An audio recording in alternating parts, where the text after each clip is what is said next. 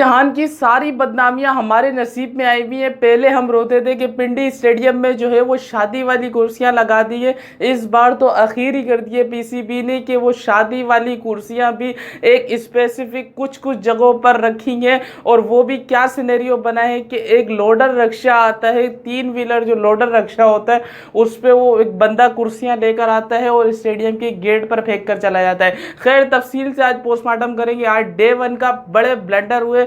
सिर्फ 15 से 20 मिनट या आधे घंटे की वो बारिश थी और उसके बाद 3 से 3.5 घंटे सिर्फ ड्रेनिंग सिस्टम को लगाने में सुखाने में लग गए। ये कौन सा ऐसा स्टेडियम है जिसको आईसीसी चैंपियंस ट्रॉफी 2025 के वेन्यूज में शामिल किया है? इस पिंडी स्टेडियम को अगरचे आज पिच बड़ी अच्छी थी, ग्रीनी पिच थी। पहले जो फट्टा पिचे बनाते थे ये लोग, उसको देखकर तो मज़ा नहीं आता था। आज पिच बड़ी ज़बरदस्त थी। ग्राउंड की आउटफिट आपको नसाओ क्रिकेट एकेडमी वाली जो है वो फीलिंग आ रही होगी, जिसमें पाकिस्तान, न्यूयॉर्क में पाकिस्तान और इंडिया का मैच, और वो जो टेम्परेरी जो स्टेडियम बनाया था सेम वही आउटफिट आज नज़र आ रही थी कि बॉल जितनी भी तेज़ी से आए लेकिन ट्रेवल ही नहीं कर रही थी। बहुत मुश्किल आ रही थी जो है वो बैट्समैनों को चौका लगाते हुए।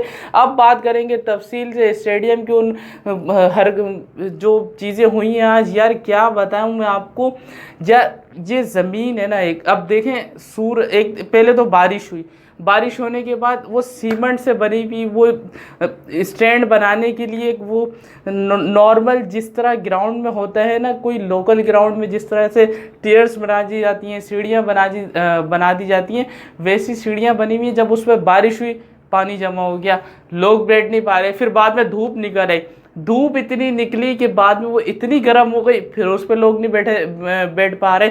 शादी वाली कुर्सियाँ जिसके कोई 550 रुपये रेंट होता है, वो कुर्सियाँ रखी हुई थी गिने चुने जगहों पर, कहीं पर 15, कहीं पर 20, कहीं पर 25, इस तरह। भाई आप क्या एक्सेप्ट कर रहे हैं? मतलब क्या आप फैसिलिटीज़ क्या दे रहे?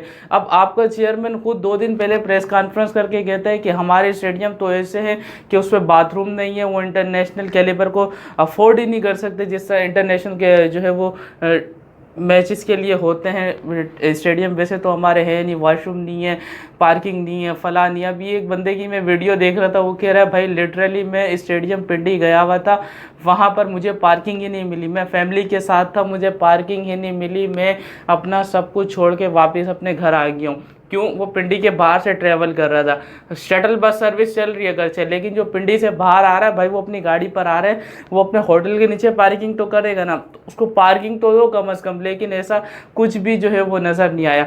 बड़ा ब्लेंडर आज का जो हुआ वो शान मसूद के आउट पर हुआ। भाई दुनिया जहान का मैं कहता हूँ, अंपायर को छोड़ो, किसी भी बच्चा जो क्रिकेट देखता है ना, जिसको इसका पता है कि सैन को जो आवाज़ निकलती है इसका डीआरएस का, जिसको पता है कि भाई इस तरह लगेगी तो आउट होगा, वो छोटा बच्चा भी आपको बता देगा कि ये गेंद पैड पे लगी है, बैट पे नहीं लगी। शान मसूद के वाज़े पैड पे गेंद थी, लेकिन वो माइकल जो थर्ड अंपायर था, पता नहीं क्या पीकर सो रहा था कि उसने बस जान छुड़ाने वाली करी, उसने दूसरा रीटेक ही नहीं लिया, दूसरा रीटेक लिया ही नहीं, उसने वैसे आउट दे दिया कि भाई ये आउट है। उसके बाद शान मसूद की हालत ऐसी हो गई ना, जिसे इंसान को कोई बुरी खबर मिले और उसके पैरों तले से ज़मीन निकल गई। वो बंदा रिलैक्स खड़ा हुआ था कि यार कुछ नहीं हुआ, लेकिन जब अंपायर ने उंगली उठाई वो हैरान कि हुआ क्या। जाहिर सी बात है होना था, ब्रॉडकास्टिंग देख लें, वो रेड कलर में जो है वो बॉलर्स का वो शो करवा रहे हैं ना, अब वो रेड के अंदर पता नहीं हल्का सा ब्लैक कलर का जो स्कोर कार्ड है वो शो कर रहा है। अब इतनी घटिया ब्रॉडकास्टिंग है कि अगर आप मोबाइल पर मैच देख रहे हैं तो आपको नज़र नहीं आएगा कि भाई बॉलर ने इस ओवर में जो है वो कितने रन दे दिए हैं। हाँ, चौका छक्का जो है वो आपको सही देखने को मिल जाएगा। इतनी मतलब इतना टाइम था आपके पास, इतने काफ़ी अरसे बाद जो है वो मैच हो रहा है पाकिस्तान के अंदर, और इस कदर आपकी ब्रॉडकास्टिंग हो, आपके इंतज़ाम हो, आपके माइक नहीं चल रहे, आपके पास शायकीन्स को, फैंस को बिठाने के लिए कुर्सियाँ ही नहीं हैं, जिसका क्या रेंट बनता होगा, 150-150 रुपये पर कुर्सी का आता होगा। यार ये कुछ भी नहीं है। पहले हम रोते थे कि भाई शादी वाली कुर्सियाँ रख दी, अब उन्होंने ऐसी हद करी कि वो भी नहीं रखी कि जाओ बैठो ज़मीन पर, चाहे धूप के अंदर वो फर्श सख्त गर्म हो या बारिश के अंदर गीला हो, जाकर बैठो। और फिर लोग कहते हैं कि भाई फ़ैन मैच देखने नहीं आते, कैसे आएंगे भाई? कौन चाहेगा कि वो अपनी फैमिली को लेकर जाए और जाके जलील करवाए? खैर, आज का जो दिन था वो ऐसा दिन था कि भाई 16 पे जब 3 आउट कर लिया ना बांग्लादेश ने, वो समझे कि हम जो है वो बड़े पानी में। लेकिन फिर 58 रन की जो पार्टनरशिप सऊद शकील और साइम ने मार दी तो पाकिस्तान समझा बड़ा पानी में। तो खैर, आज का जो दिन था वो दोनों के लिए पानी में था। दोनों जो है वो अपने आप को फेवरेट समझ के जा रहे हैं। देखते हैं कल जो मोड़ आएगा असल टेस्ट का, कल वाले मैच से, आज वाले मैच से जैसे शुरू होगा तो वो नज़र आएगा कि रिजवान साहब क्या करते हैं। आगे सऊद शकील ने तो अपना काम कर दिए तकरीबन, साइम अयूब भी कर गया। बाबर आजम यार कितनी बार आउट होगा ये बंदा इस गेंद पर। मुझे लगता है कि इसकी आई साइड वीक है मेरी तरह।